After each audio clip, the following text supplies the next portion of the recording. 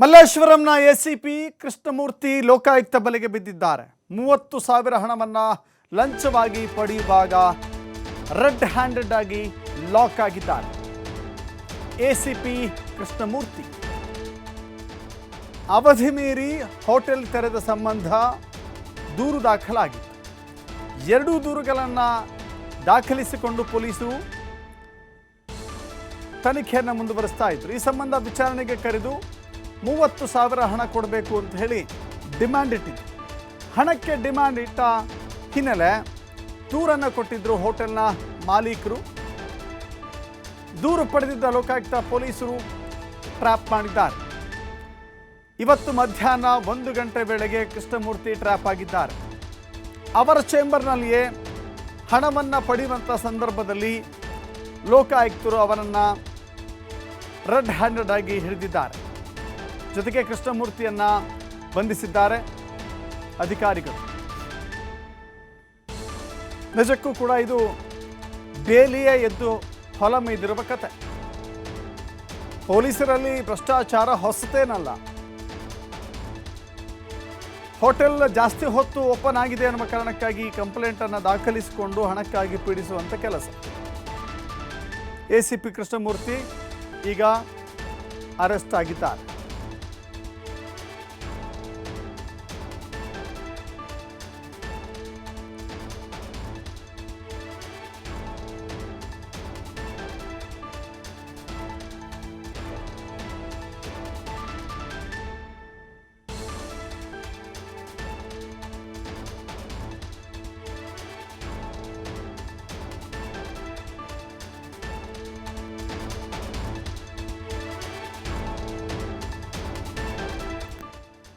ಲೋಕಾಯುಕ್ತ ಪೊಲೀಸರು police assistant commissioner ACP ಅವರನ್ನು ಇದೀಗ ಅರೆಸ್ಟ್ ಮಾಡಿದ್ದಾರೆ. ಕೃಷ್ಣಮೂರ್ತಿ ಅಂತ ಹೇಳಿ ಎಸಿಪಿ. ಮತ್ತಷ್ಟು ಮಾಹಿತಿ ನಮ್ಮ ಪ್ರತಿನಿಧಿ ಸಂತೋಷ್ ಪಟೇಲ್ ನೀಡ್ತಾರೆ.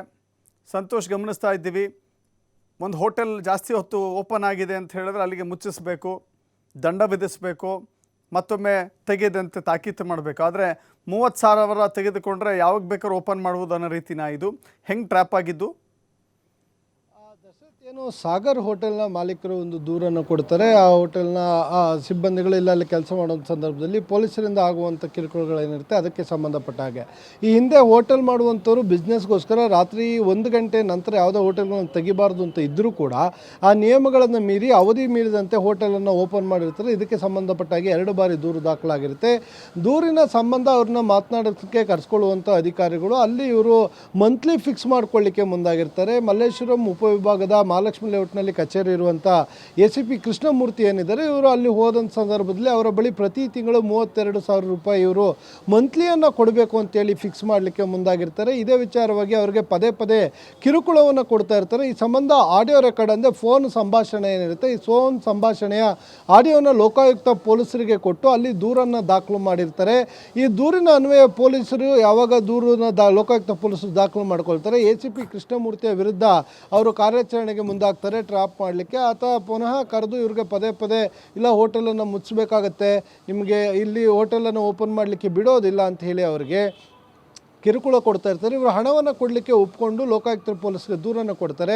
ಲೋಕಾಯುಕ್ತರ ಪೊಲೀಸರು ಹಣ ತೆಗೆದುಕೊಳ್ಳುವಾಗ ಅಂದರೆ ಮಹಾಲಕ್ಷ್ಮಿ ಲೇಔಟ್ನಲ್ಲಿರುವಂಥ ಎಸಿಪಿ ಕಚೇರಿ ಅವರ ಚೇಂಬರ್ನಲ್ಲೇ ಹಣವನ್ನು ತೆಗೆದುಕೊಳ್ಬೇಕಾದ್ರೆ 30,000 ನೇರವಾಗಿ ಲೋಕಾಯುಕ್ತ ಅಧಿಕಾರಿಗಳು ದಾಳಿಯನ್ನು ಮಾಡಿ ಕೃಷ್ಣಮೂರ್ತಿಯನ್ನು ಬಂಧನ ಮಾಡಿರುವಂಥದ್ದು. ಕೃಷ್ಣಮೂರ್ತಿಯನ್ನು ಬಂಧಿಸಿ ಕರ್ಕೊಂಬಂದಿರುವಂಥ ಪೊಲೀಸರು ವಿಚಾರಣೆಯನ್ನು ಮಾಡ್ತಾಯಿದ್ರು. ಅದರ ಜೊತೆಗೆ ಎಷ್ಟು ಅಂದರೆ ಬೇರೆ ಬೇರೆ ಹೋಟೆಲ್ಗಳು ಕೂಡ ಇದೇ ರೀತಿಯಾಗಿ ಇವರು ಕಿರುಕುಳನ್ನು ಕೊಟ್ಟು ಮಂತ್ಲಿ ಏನಾದ್ರು ಫಿಕ್ಸ್ ಮಾಡ್ಕೊಂಡಿದ್ರು ಅನ್ನೋದ್ರ ಕೂಡ ಮಾಹಿತಿಯನ್ನು ಕಲೆ ಆಗ್ತಾ ಇರುವಂಥದ್ದು. ದಶರಥ್, ಥ್ಯಾಂಕ್ ಯು ಸಂತೋಷ್ ನಿಮ್ಮೆಲ್ಲ ಮಾಹಿತಿಗೆ.